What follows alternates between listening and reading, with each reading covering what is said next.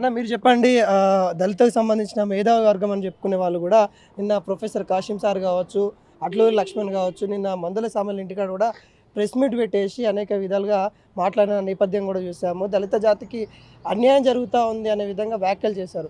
ఎట్లా వస్తా ఉన్నారు వీటిని? నేను ఫస్ట్ మాట క్లియర్గా చేస్తున్నాను. నేను ఈ రాష్ట్రంలో దేశంలో ఉన్నటువంటి దళిత సోదరులందరికీ ఒక అప్పీల్ చేస్తున్నాను. ఫస్ట్ ఈ సామ్యల్ అంటే ఆయన దళితుడు కాదు. ఫస్ట్ మీరు క్లియర్ చేసుకోండి. ఆయనను పోయి పరామర్శించడము, ఆయనకు సపోర్ట్ చేయడము, ఆయనకు బత్తాసు పలకడము, పోయి ప్రెస్ మీట్ పెట్టడం ఇవి బంద్ చేయండి. ఫస్ట్ ఆయన దళితే కానప్పుడు నువ్వు దళిత విషయంలో అన్యాయం జరిగింది తిట్టిరని ఎట్లా మాట్లాడతారు మీరు? ఆయన సర్టిఫికేట్ మీద ఏముంది అసలు? ఆయన సామ్యల్ అని చెప్పి క్లియర్గా మెన్షన్ అవుతుంది కదా. ఆయన నిజంగా చెప్పాలంటే ఒక క్రిస్టియన్ సంబంధించిన మతానికి కూడా చెందినోడు కాదు, అదర్ బీచ్ కాదు, వాడు అదర్ బీచ్ కాదు కాబట్టి అట్లా మాట్లాడుతారు. ఏ పాస్వర్డ్ అట్లా మాట్లాడు ఎప్పుడే కానీ, ఏ పాస్వర్డ్ అట్లా చేయడు. ఒక దళితుడు అయినవుడంగా ఎవడంగా ఇట్లా మాట్లాడాడు ఎవడంగా. కాబట్టి ఇతను నేను క్లియర్గా చెప్తున్నా, దళితుడు కాదు. అదేవిధంగా ఒక పాస్టర్ కూడా కాదు అతను. ఇతను అటు ఇటు చెందినోడు. ఇప్పుడు ఇసొంటోళ్ళ గురించి మాట్లాడి తప్పు అని చెప్పి నేను దళిత సంఘాలకు చెప్తున్నాను. అంటే ఆయన మాటలు ఏదో తప్పిదారం అయిపోయినాయి, క్షమాపణలు కూడా కోరినప్పుడు కూడా మళ్ళీ దానిపైనే బీజేపీ రాదంతం చేస్తుంది అనే విధంగా వ్యాఖ్యలు వస్తున్నాయి కదా. కేంద్ర హోంమంత్రి, సహాయ హోంమంత్రి బండి సంజయ్ గారు ఏం చెప్పినారు? నువ్వు ఇట్లా మారడం తప్పు, మీ యొక్క ప్రమాణ స్వీకారానికి పిలిస్తేనే వచ్చిర్రు పండితులు అని చెప్పారు. సో పండితులు కేవలం నీకు ఆశీర్వాదమే కదా ఇచ్చింది.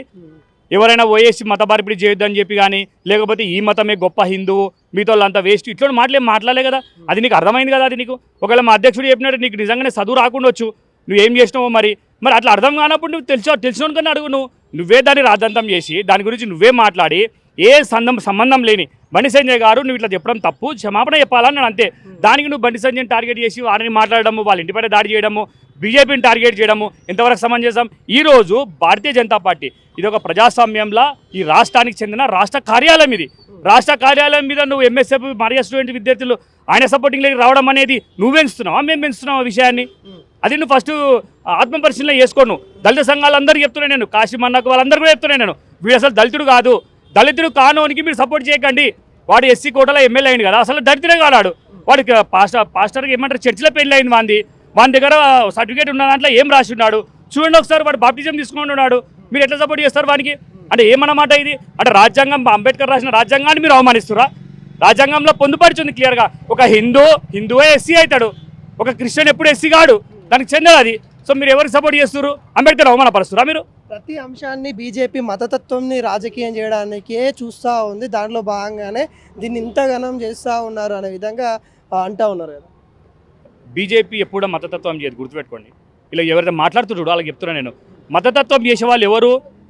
ముస్లిం సంబంధించిన ఎంఐఎం సోదరులు మతం గురించి మాట్లాడతారు. క్రిస్టియన్స్లో ఉన్నటువంటి కొంతమంది పాస్టర్లు, అంటే అందరు పాస్టర్ల గురించి చెప్తలే, అందరు క్రిస్టియన్ల గురించి చెప్తలే నేను, కొంతమంది పాస్టర్లు వీళ్ళు మతాల గురించి మాట్లాడతారు. భారతీయ జనతా పార్టీ ఒకటే ఈ దేశంలో అత్యధిక మంది మైనార్టీ ఎంపీలు ఎమ్మెల్యేలు ఉన్నటువంటి పార్టీ భారతీయ జనతా పార్టీ. ఒకవేళ భారతీయ జనతా పార్టీలో అత్యధిక ఎమ్మెల్యేలు, అత్యధిక ఎంపీలు, ప్రజాప్రతినిధులు లేకపోతే, ఒకవేళ అంతమంది ఉన్నప్పుడు మేమెట్లా మత పార్టీ అవుతుంది? మేమెట్లా మతం గురించి మాట్లాడతాం? ఒకవేళ మేము మతాల గురించి మాట్లాడినట్టయితే ఓటు ఎందుకు వేస్తారు వాళ్ళు? ప్రజాస్వామ్యంలో ప్రజాప్రతినిధులు ఎన్నుకున్నారు కదా వాళ్ళు, అత్యధిక మంది ఎంపీలు ఎన్నుకున్నారు పార్లమెంట్లో బీజేపీలో.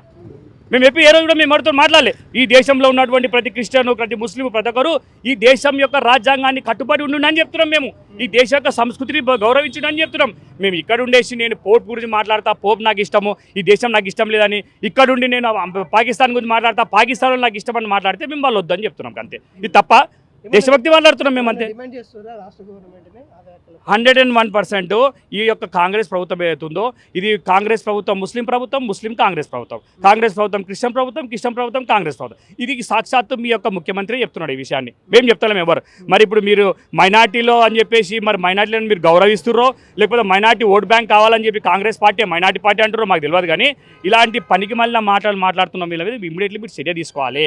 ఇలాంటి రాజ్యాంగాన్ని అవమానపరిచినటువంటి ఈ వ్యక్తిని, దొంగ సర్టిఫికేట్తో ఎమ్మెల్యే అయిన వ్యక్తిని స్పీకర్ ఇమ్మీడియట్లీ సస్పెండ్ చేయాలి, బర్తరఫ్ చేయాలి. తన ఎమ్మెల్సీను ఇమ్మీడియట్గా దాన్ని బర్తరఫ్ చేయాలని చెప్పి మేము డిమాండ్ చేస్తున్నాం.